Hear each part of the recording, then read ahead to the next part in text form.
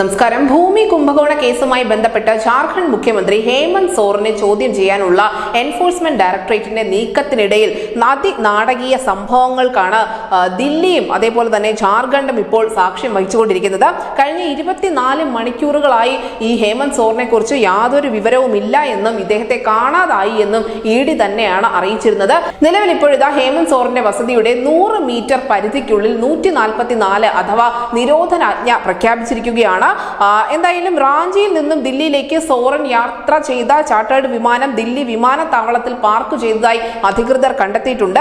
സോറന്റെ BMW car ഉൾപ്പെടെ ED പിടിച്ചെടുത്തിരുന്നു. അദ്ദേഹത്തിന്റെ ഡ്രൈവറെ ഉൾപ്പെടെ ഇപ്പോൾ ചോദ്യം ചെയ്ത് വരികയാണ്.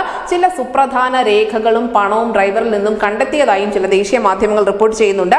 അതേസമയം തന്നെ നാളെ ജനുവരി 31-ാം തീയതി 1 മണിയോടെ ചോദ്യം ചെയ്യലിന് ജാർഖണ്ഡ് മുഖ്യമന്ത്രി ഹേമന്ത് സോറൻ EDയുടെ ഓഫീസിൽ ഹാജരാവുമെന്ന് മുഖ്യമന്ത്രിയുടെ ഓഫീസ് ഇപ്പോൾ ED അറിയിച്ചിട്ടുമുണ്ട്. അങ്ങനെ അതിനാടകീയ നീക്കങ്ങൾ ജാർഖണ്ഡിലും ദില്ലിയിലും ഒരേ സമയം നടന്നുകൊണ്ടിരിക്കുകയാണ്. News desk CCTV Malayalam.